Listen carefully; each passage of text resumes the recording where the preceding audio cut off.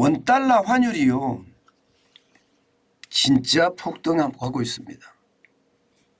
일단 이 지표를 먼저 한번 보시겠습니까? 대한민국의 실질 통화 변동률이에요.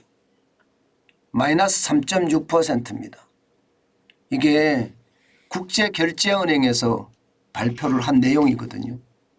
이것을 보면 말입니다.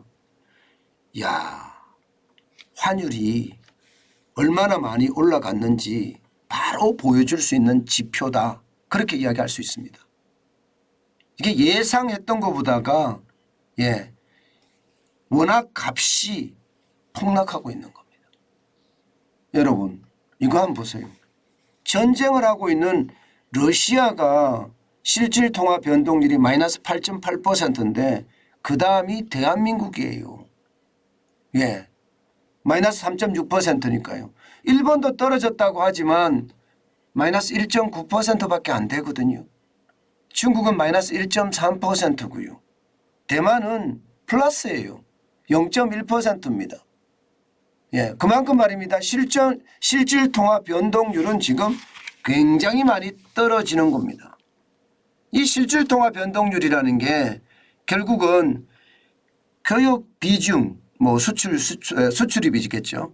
비중을 감안을 해서 구매력 기준으로 통화 가치를 정하는 게 실질 통화 변동률이거든요. 그런데 이게 이렇게까지 떨어진다는 것은 여러분, 저는 대한민국 환율에 대한 어떤 상황이 뭔가 바뀌고 있다, 이런 생각을 할 수가 있습니다. 뭔가 바뀌고 있다, 이 말은 무슨 말인가? 여러분 연중 최고치까지 올라갔습니다. 1340일. 이게 뭔가 바뀌고 있다는요, 일반적으로 4월은 이게 배당의 계절이라고 제가 말씀을 드렸잖아요. 그래서 외국인들이 배당을 받아서 원화를 달러로 바꾼 다음에 본사를 보낸다. 그래서 달러 수요가 많다. 달러 수요가 많으니까 원달러 환율이 올라간다. 이렇게 시장은 이해하고 있고 아마 여러분들도 그렇게 이해하고 있을 겁니다. 저도 여러분들에게 그렇게 설명을 드렸고요. 실제로 말입니다. 4월 달은 좀 그렇거든요. 4월 달은 항상 외국인들이 배당을 하기 때문에 이게 원달러 환율이 많이 올라갈 수밖에 없습니다. 그런데 이게 한국은행에서는 다른 분석을 지금 내놓고 있어요. 여러분들에게도 제가 한번 말씀을 드렸는데 그 분석이 어떻게 생각하면 좀 충격적이다, 저는 그렇게 생각을 합니다. 바로 말입니다. 무역수지 때문이다. 무역수지 때문이다. 물론 배당 때문에 환율이 올라가는 것도 있지만 무역수지가 40% 이상의 영향을 미친다, 이렇게 이야기했습니다. 결국 무역수지가 계속 적자를 이루니까 시장에서는 원화에 대한 가치가 떨어질 수밖에 없다, 이렇게 이야기하는 거죠. 이 여타 충격에는요, 외국인들이 배당을 받아서 배당금을 본사로 보내는 그런 것도 포함이 되어 있습니다. 그러나 무역수지 충격이 40%라고 이렇게 이야기한 것은요, 이게 4월에 배당 충격만 가지고 이렇게까지 환율이 오른다, 이렇게까지 이야기는 안 한다는 겁니다. 결국 말입니다. 지금 충격이라는 게 여러분도 알다시피 4월에 매년 그렇거든. 매년 4월이 되면요, 배당 소득에서 우리는 마이너스 38억 2천만 달러가 됩니다. 한국에 투자한 외국인들이 그만큼 많이 보낸다는 거예요.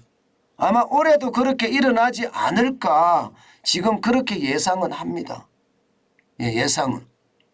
그런데 이게 반드시 이렇지 않다는 게 바로 한국은행의 이야기잖아요. 결국 말입니다. 수출에 대한 위험성이 크다는 이야기를 하고 있는 겁니다. 지금 작년에도 474억 6,700만 달러의 적자였는데 2023년도 지금 만만치 않잖아요. 벌써 266억 8,400만 달러잖아요. 4월 20일까지만. 그러니 원달러 환율이 계속해서 올라가서 연중 최고점을 계속 이어간다는 이야기가 시장에서는 계속 나오는 겁니다. 4월 28일 현재 1337.7원이었거든요. 뭐 일부에서는 그렇게 이야기합니다.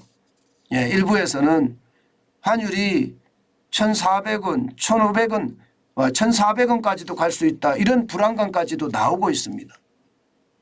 그만큼 수출이 앞으로 계속 적자 행진을 한다는 이야기거든요.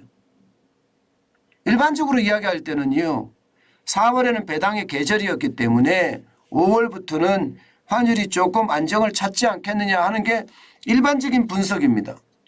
그런데 한국은행이 갑작스럽게 이게 분석을 내놨다는 것은요. 그만큼 말입니다. 13개월 연속 무역 적자가 우리 원화값에 대한 취약성을 봤다. 그래서 지금 떨어지는 거다. 지금 시장은 그렇게 읽고 있는 겁니다. 여러분, 원달러 환율을 제가 계속해서 말씀드리는 이유가 시장의 변화가 굉장히 크고요. 시장의 분석이 굉장히 많이 나오고 있습니다. 그렇기 때문에 이게 시장의 어떤 상황이 굉장히 심각하다 이렇게 받아들일 수도 있다는 겁니다.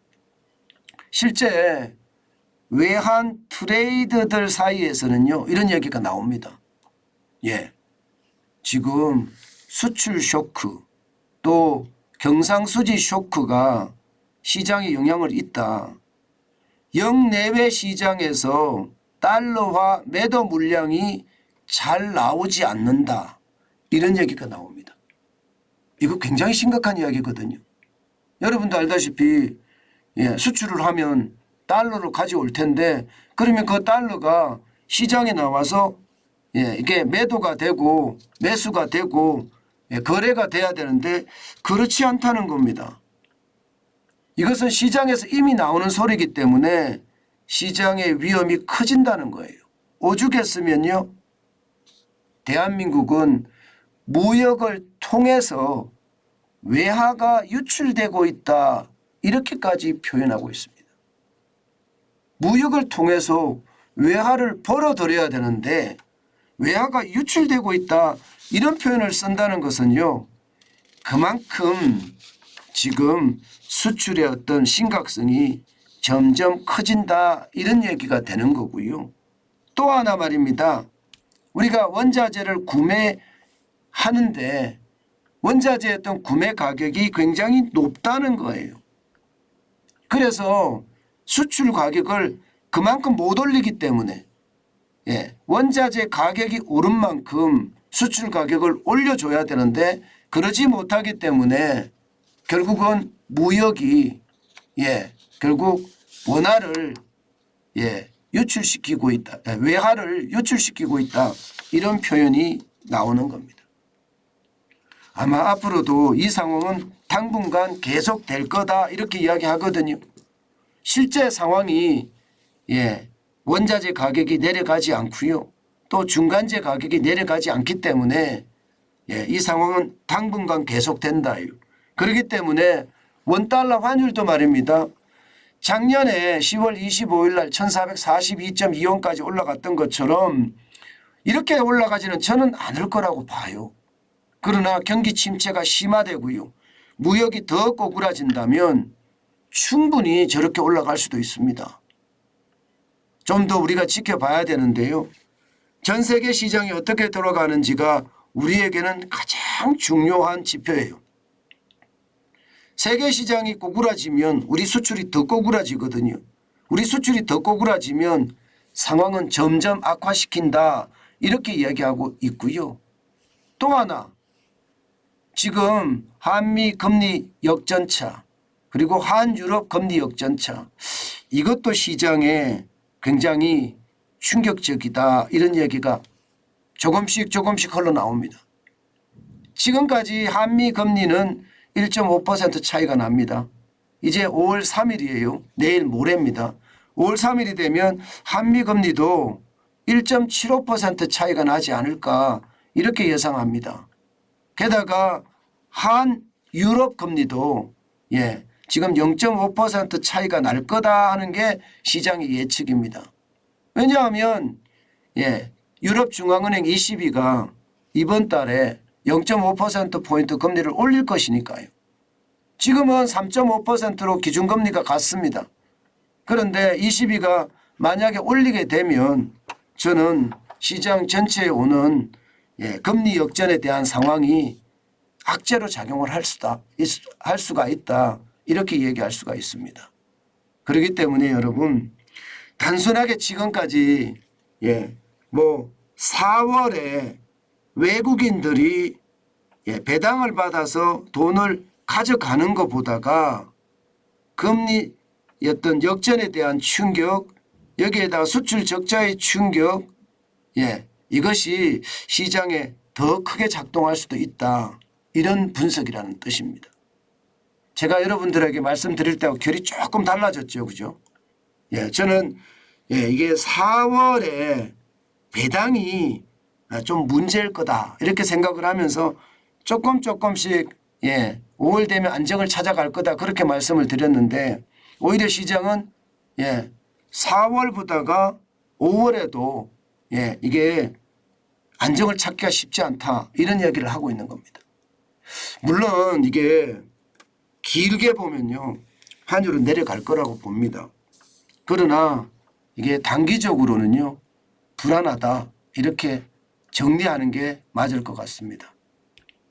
세계 경제가 좋아지고 우리 수출이 늘어날 때 그리고 각국이 금리를 내리기 시작할 때 그때가 이제 우리 환율도 안정을 찾아가는 때가 아닐까 그렇게 예측한다. 이렇게 말씀드리겠습니다. 시장의 변화가 참 대단하죠. 요즘 같을 때는 그런 것 같습니다. 그래서 불안하다. 변동성에 진짜 미치겠다. 이런 얘기가 자꾸 나오는 이유입니다.